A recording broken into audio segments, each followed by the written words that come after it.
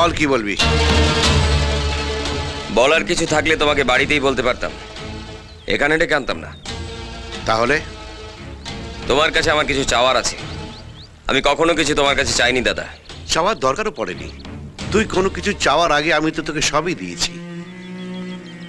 নিজের ছেলেকে হারাবার পরে আমি আর অনুরাধা তোকেই আঁকড়ে ধরেছি। তোর কোনো অভাব আমরা রাখিনি। হ্যাঁ জানি, অনেক কিছু দিয়েছো তুমি আমাকে, আর সবটাই ভিক্ষে। এতদিন তোমার কাছ থেকে হাত পেতে ভিক্ষে নিয়েছি, এবার চাই অধিকার। কিসের অধিকার? সম্পত্তির অধিকার। তুমি কি সম্পত্তির ভাগ চাচ্ছ? হ্যাঁ। একটা কানা কড়িও পাবে না। ব্যাস হয়ে গেল। মহান ভবানী চৌধুরীর মুখোশটা খুলে গিয়ে আসল মুখটা বেরিয়ে পড়লো। নিজের ছেলেকে হারিয়ে তুমি আর বৌদি আমাকে আঁকড়ে ধরেছিলে। অনেক দিয়েছো আমাকে, স্নেহ দিয়েছো, ভালোবাসা দিয়েছো, যেগুলো বাজারে বিক্রি করলে এক কানা করিও পাওয়া যাবে না। শিবনাথ! সৎ ভাই, কোনো ভ্যালু নাই। আর সেই জন্যে তুই আজ বেঁচে গেলি। তোর জায়গায় যদি আমার নিজের ভাই হতো, আর সে যদি ভবানী চৌধুরীর ভালোবাসা স্নেহকে বাজারের আলু পটলের সঙ্গে তুলনা করতো, তাহলে তাকে আমি গুলি করে মারতাম। ভবানী চৌধুরী, ভবানী চৌধুরী, ভবানী চৌধুরী, নিজেকে কি মনে করো তুমি? হ্যাঁ, এই পৃথিবীর মালিক, সবাইকে তোমার নিয়ম মতো চলতে হবে। তুমি যাকে যা বলবে তাই মেনে নিতে হবে। তুমি যাকে গুলি করবে সে গুলি খেয়ে মরবে। বন্দুক আমারও আছে ভবানী চৌধুরী, আর গুলি আমিও করতে পারি। শিবনাথ! সৎ ভাই, কোনো ভ্যালু নাই। আর সেটাই প্রমাণ করলি তুই। আমাদের স্নেহ, মায়া, মমতা, ভালোবাসা কোনো মূল্য নেই তোর কাছে, কোনো মূল্য নেই। বল তুই কি চাস? আজ তুই যা চাইবে আমি তোকে তাই দেবো। আমার বিরুদ্ধে কোনো অভিযোগ আমি তোকে করতে দেবো না। বল তুই কি চাস? বল তুই কি চাস? তোমার নাতি। আমি চাই না আমার দাদা সারা জীবন একটা শূন্যতা নিয়ে থাকুক। রাগ জেদ নিয়ে দিন কাটানো যায় দাদা, বেঁচে থাকা যায় না। আমি তোমার কাছে কিচ্ছু চাই না, শুধু তুমি তোমার নাতিকে ফিরিয়ে আনো। কোথায় পাবো?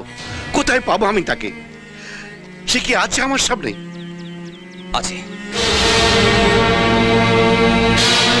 ওই দেখো।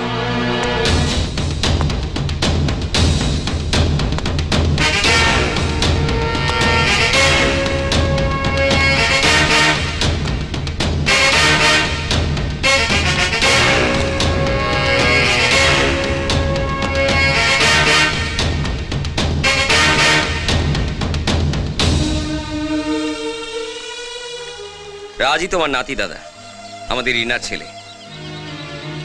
কিন্তু ওই যে মেয়েটি এসেছিল, বলছিল আমি নাকি ওর দাদু, বলছিল ও নাকি আমাদের রিনার মেয়ে।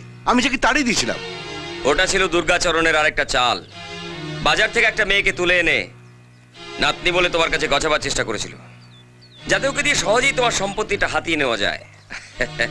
সেদিন ওকে তাড়িয়ে দিয়ে ভালোই করেছিলে দাদা, নাহলে আজকে নিজের নাতিকে হারাতে। দাদু, খবরদার, খবরদার আমাকে দাদু বলে ডাকবি না। বারে আমি আমার দাদুকে দাদু বলে ডাকবো না? না, ডাকবি না, ডাকবি না। কই এতদিন তো দাদু বলে ডাকিস নি? বলেছিস কোনোদিন তুই আমার রিনার ছেলে? বল, বলেছিস?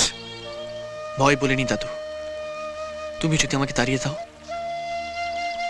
এক দাদু আমায় বাড়িতে জায়গা দেয়নি, আরেক দাদু যদি আমায় জায়গা না দেয়, তাহলে আমি কোথায় যেতাম? আমাকে তো রাস্তায় পড়ে থাকতে হতো। শোন শিবু, শোন, বলে কি হতভাগা, বলে কি ভবানী চৌধুরীর নাতি রাস্তায় পড়ে থাকবে? আরে আরে ওই রাস্তায় আমি আমার বুক পেতে দেবো। দাদু, দাদু, দাদু, আমার বুকে থাকবি তুই দাদু ভাই, আমার বুকে থাকবি। দাদু।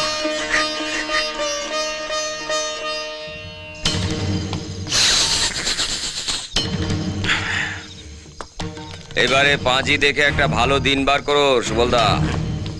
দাদাকে দিয়ে রাজের নামে উইলটা করাতে হবে। তার আগে রাজকে দিয়ে ডিটটা সই করিয়ে নিও। ও হ্যাঁ, সম্পত্তির ভাগ বাটোয়ারার হিসেবটা যেন কি ছিল? হ্যাঁ, ওই আটানা ওর, আটানা আমাদের। 16 আনাই আমাদের হবে। হবে না যাবে, এটাই তো বুঝতে পারছি না। এই দুনিয়াতে একা ওরে যায় না রে ভাই থাকা, এই দুনিয়াতে একা ওরে যায় না রে ভাই থাকা।